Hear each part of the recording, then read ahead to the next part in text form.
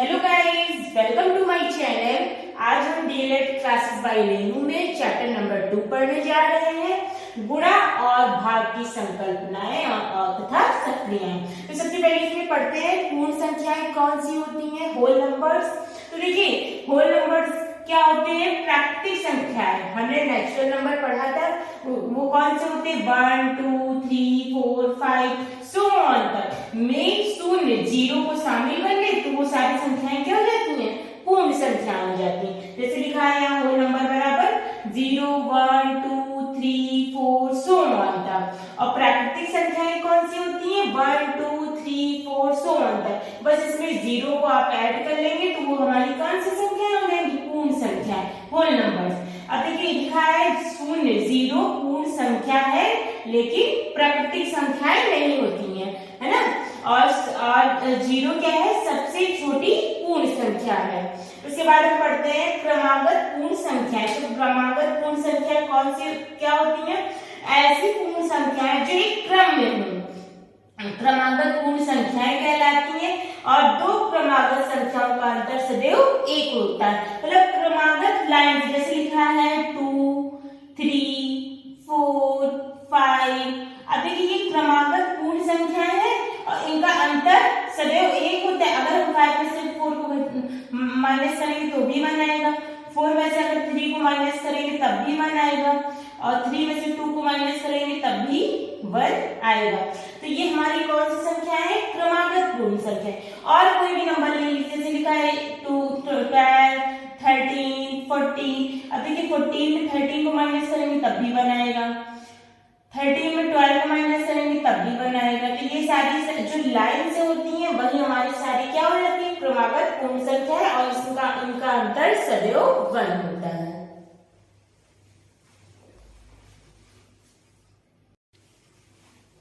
अब हम इसके आगे पढ़ लेते हैं पूर्ण संख्याओं में गुणा के प्रगुण। तो देखिए गुणन का सर्वक प्रगुण। तो देखिए ये क्लोजर प्रॉपर्टी क्या होती है, यदि a और b दो पूर्ण संख्याएं हो तो उनका गुणनफल भी क्या होगा, पूर्ण संख्याएं होंगी, है ना।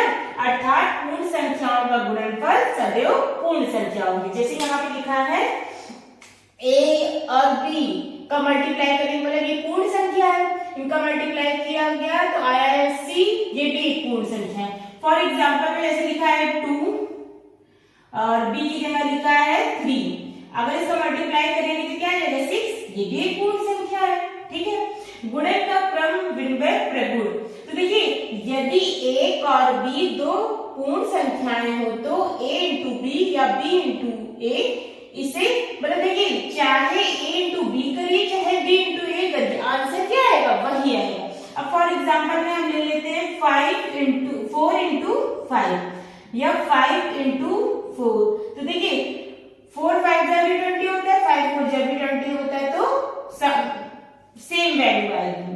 थर्ड है शून्य का गुणन गुण।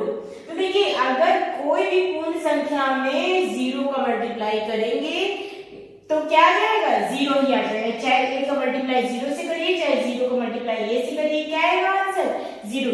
चाहे जितनी भी बड़ी संख्या में 0 का मल्टीप्लाई आप करेंगे क्या आएगा 0। जैसे 5 इंटू 0 तो 0, 0 इंटू चाहे 1000 ले लीजिए, कुछ भी ले लीजिए, आंसर क्या आ जाएगा 0।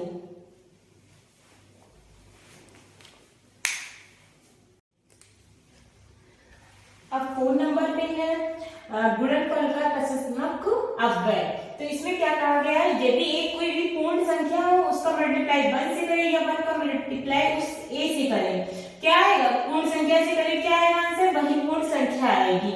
जैसे फॉर एग्जांपल में यहाँ पे हम लिख ले, चाहे 2 का मल्टीप्लाई 1 से करें या 1 का मल्टीप्लाई 2 से करें, आंसर क्या आ जाएगा, वही पूर्ण संख्या आ जाएगी।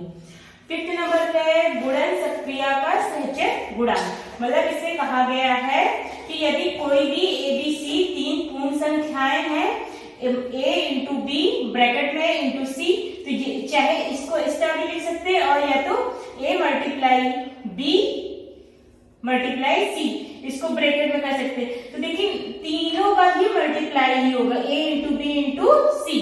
जैसे लिखा फॉर एग्जाम्पल में 2 और ब्रैकेट में लिख दीजिए 3 और 4।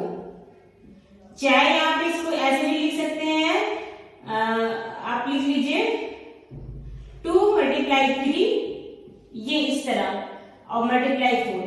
अगर आप मल्टीप्लाई करेंगे तो 2 इंटू 3 इंटू 4, तीनों नंबर से करेंगे।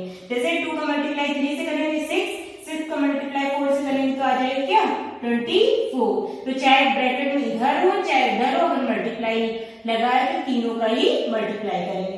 अब लिखा है गुणांक सक्रिया का योग पर वितरण प्रगुण, मतलब distribution law of multiplication over addition.